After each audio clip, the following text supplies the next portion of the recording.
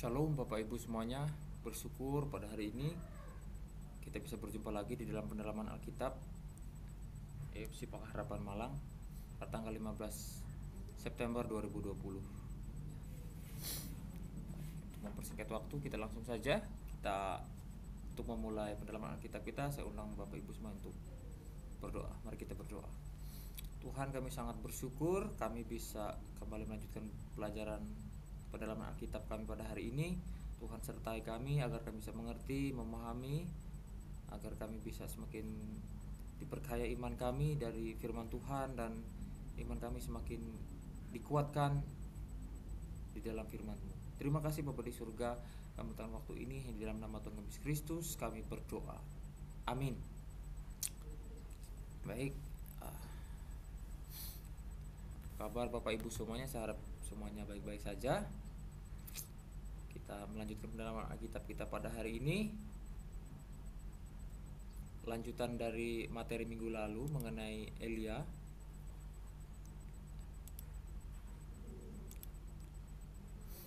Ya.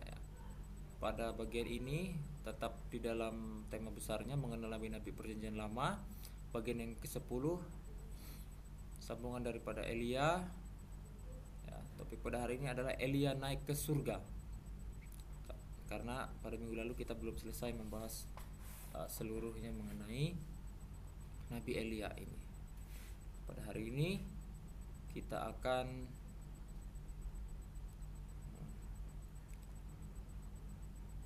melihat kembali bersama-sama, ya, seperti apa sampai pada akhir hidup, akhir pelayanan Nabi Tuhan ini, ya, Nabi Elia ini.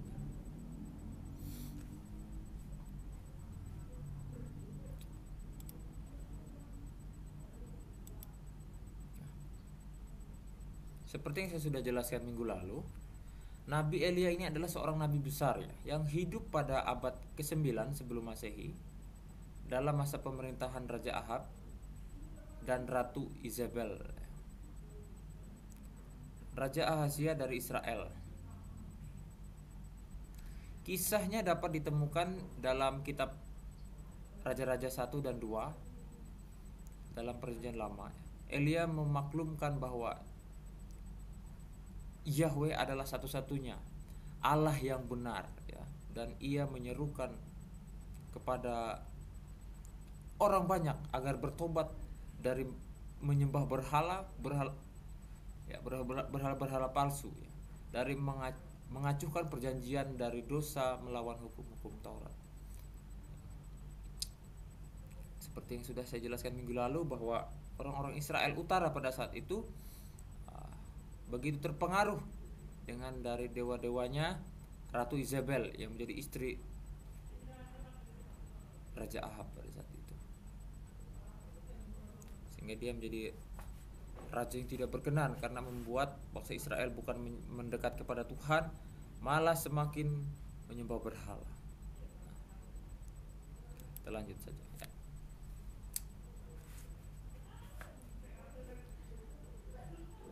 Pada bagian ini kita akan melanjutkan bagaimana kelangsungan, ya, masa akhir hidup Elia.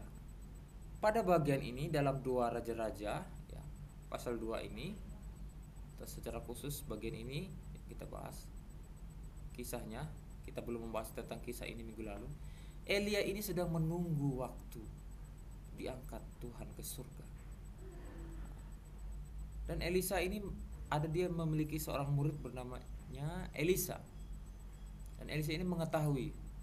Oleh karena itu Elisa mengambil keputusan untuk terus mengikuti Elia kemanapun Elia pergi. Ya, mereka mengunjungi 3 tempat pada saat itu, yaitu Gilgal, Betel, dan Jericho. Nah, di sini Allah mengutus Elia ke 3 tempat itu untuk mempersiapkan Elisa dan sekaligus untuk menunjukkan kepada orang banyak bahwa Elisa akan menjadi pemimpin mereka. Ya. Itu seperti menjadi ujian terakhir untuk Elisa, ya. Karena sebelum menuju 3 tempat perjalanan ini, ya, Elia ini menyuruh Elisa ini, kamu tinggal saja di sini, saya akan pergi ke Gilgal. Kamu tinggal saja di sini, saya akan pergi ke Betel. Kamu tinggal saja di sini, saya akan pergi ke Yeriko. Tapi Elisa selalu memutuskan untuk ikut. Dan pada akhirnya disitulah sebenarnya ada tujuan Allah di sini, bahwa Allah akan menunjukkan kepada banyak nabi itu, ya, para nabi-nabi rombongan itu yang mengikuti mereka itu, bahwa Elisa lah yang akan menjadi penerus Elia. Nah, kepada bagian ini dalam perjalanan berkeliling bersama Elia,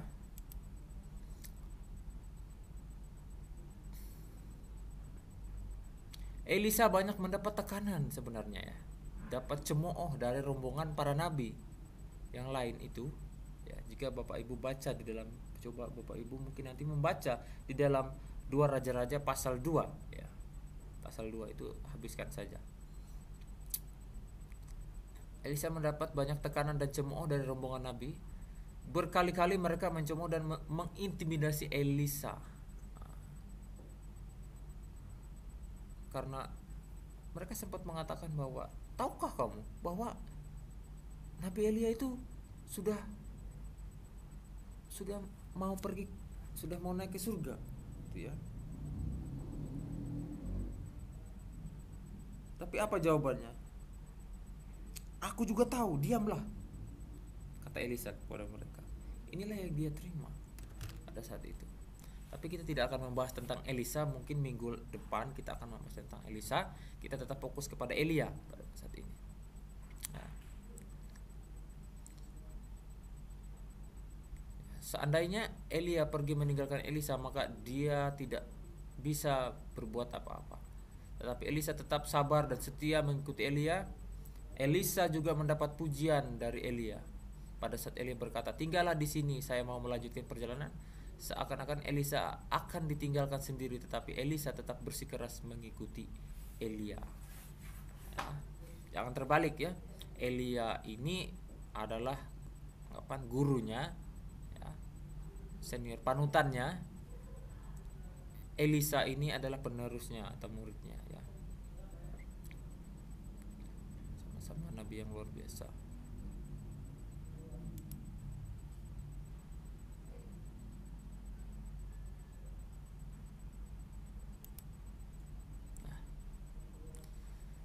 Jadi Elisa ini mengantisipasi kepergian Elia. Elisa meminta 2 bagian daripada rohnya, dikatakan, ya. Rohnya siapa? Rohnya Elia, ya. 2 bagian daripada rohnya Elia.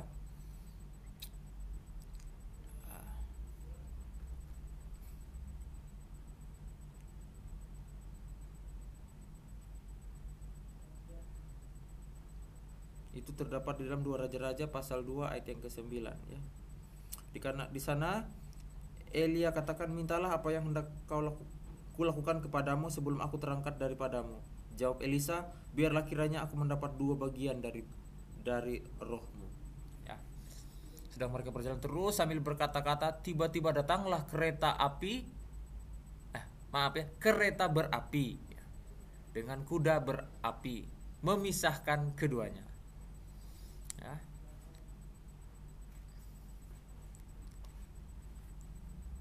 Sebenarnya betul juga sih, ya, karena memang itu kereta yang berapi, gitu ya.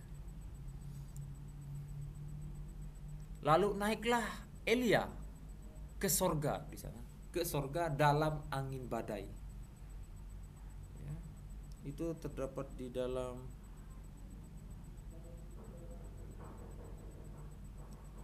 Dua Raja-Raja pasal 2 ayat yang ke-11. Sedang mereka berjalan terus sambil berkata-kata, tiba-tiba datanglah kereta berapi dengan kuda berapi memisahkan keduanya. Lalu naiklah Elia ke surga dalam angin badai, ya. Elisa lalu memungut jubah Elia, ya, yang dijatuhkan, ya, oleh Elia.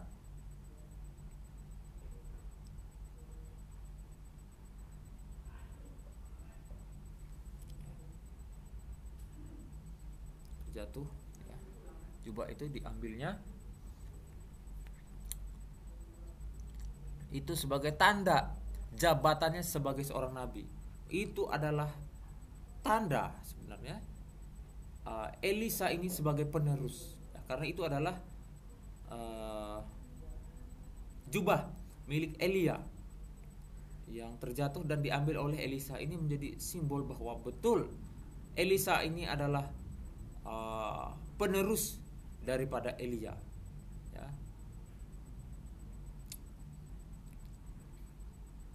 Dan memulai jabatannya sebagai seorang nabi, ya. Dan memulai misinya sebagai nabi Tuhan, gitu ya, nabi Yahweh. Bahkan rombongan nabi di situ melihat mereka itu menyaksikan Elia naik ke surga itu bukan hanya Elisa, tetapi juga ada rombongan nabi. Ya, bahkan rombongan nabi itu memaklumkan, ya, dikatakan bahwa dalam 2 Raja-Raja itu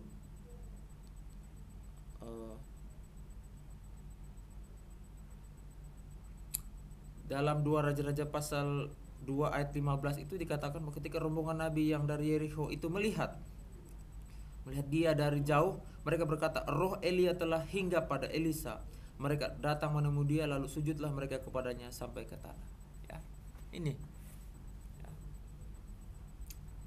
Roh Elia telah hinggap kepada Elisa, misalnya dikatakan. Padahal sempat mereka itu meremehkan, ya, bukan agak dengan nada yang mencemooh Elisa, bahwa tahukah kamu bahwa Elia itu sebentar lagi akan naik ke surga? Aku sudah tahu, jawab oleh Elisa. Diamlah.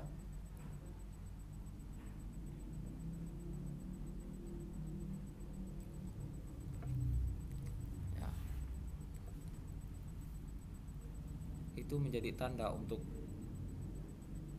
Elisa, ya, sebagai penerus Elia, jadi nabi Tuhan pada saat itu.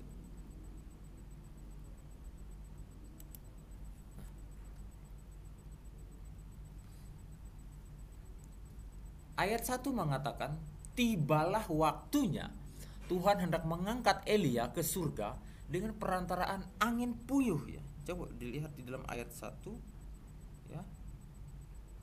Dengan angin badai, gitu ya. Nah, angin puyuh atau angin badai. Dalam ayat ini, ya, kata mengangkat dalam bahasa Ibrani adalah Allah, ya, bukan Allah Tuhan, tapi Allah, gitu ya. Yang dapat diartikan sebagai apa? Membawa ke atas, gitu, membawa ke atas. Nah, jadi tibalah waktunya Tuhan menunjukkan bahwa kenaikan Elia ini memang telah ditetapkan sesuai dengan waktunya Allah, gitu ya.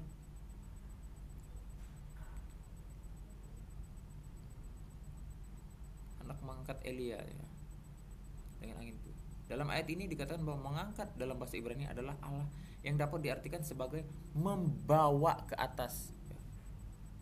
Tibalah waktunya Tuhan menunjukkan bahwa kenaikan Elia ini memang telah ditetapkan sesuai dengan waktu dari Allah, dan tidak menunjukkan bahwa Allah secara mendadak ingin mengangkat Elia, ya. Sebab memang kematian Elia sama seperti pada umumnya sebenarnya, yaitu sesuai dengan waktunya dia untuk terangkat ke surga. Sudah waktu hidupnya begitu sebenarnya, ya. Bukan dalam artian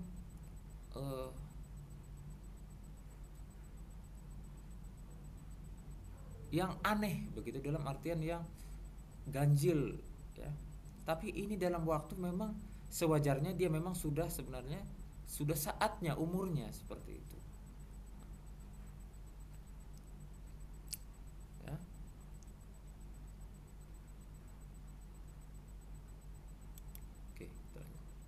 Hanya saja yang membuat kematian Elia berbeda daripada umumnya, yaitu bahwa dia diangkat oleh Allah sendiri sebagai apa? Sebagai jaminan perlindungan Allah atas hambanya ini, ya. Atas hambanya.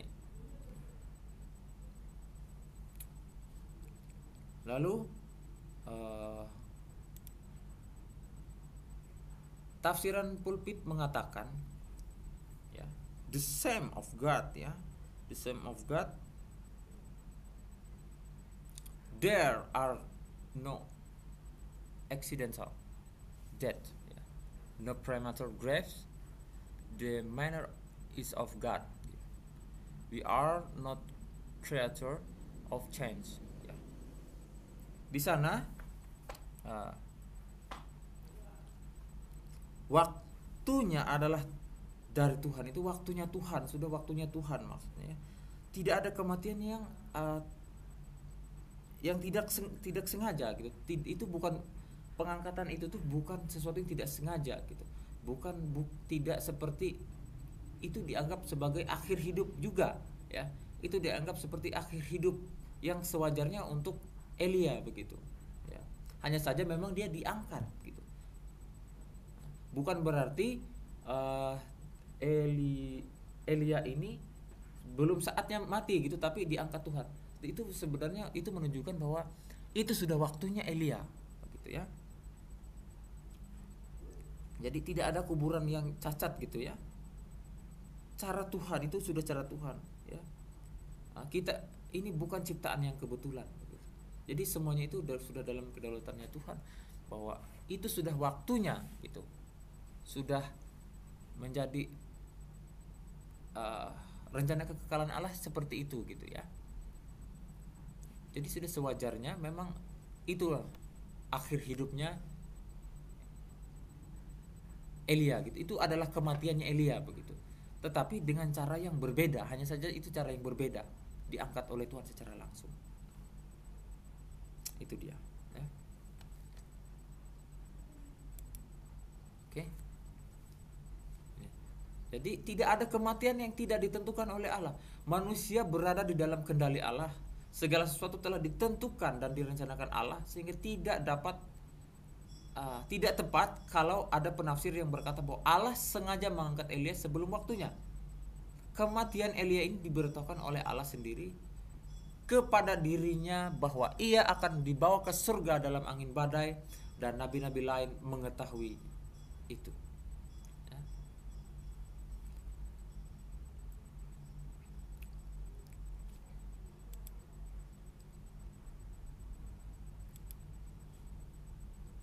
Ya.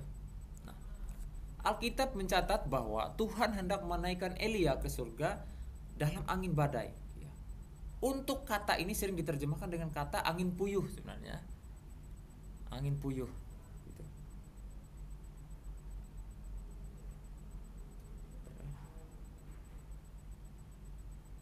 Oke. Nah, angin puyuh gitu ya. Jadi kata Ibraninya itu adalah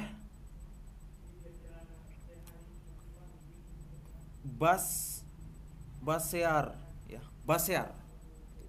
Ini ya, basear.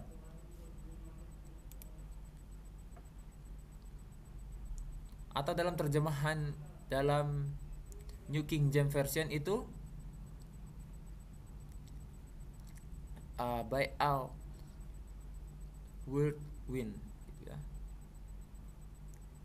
Dalam pulpit komentari mengatakan ini bukannya menunjukkan pada angin puting beliung, tetapi menunjuk kepada badai atau gangguan atmosfer gitu ya. Badai atau gangguan atmosfer. Kata ini juga digunakan di dalam kitab Ayub ya. Di dalam kitab Yesaya juga pernah dipakai, yang lebih menunjukkan kepada badai gitu, bukan kepada angin puyuh gitu, angin puting beliung. Angin badai ya, atau seperti badai besar gitu. Nah, di dalam Zakaria juga dipakai, Zakaria pasal 9 ayat 14 gitu. Nah, jadi kenaikan Elia ini bukan sesuatu yang misalnya gini ya, saya belum saatnya mati tapi Tuhan mengangkat saya. Nah, bukan seperti itu.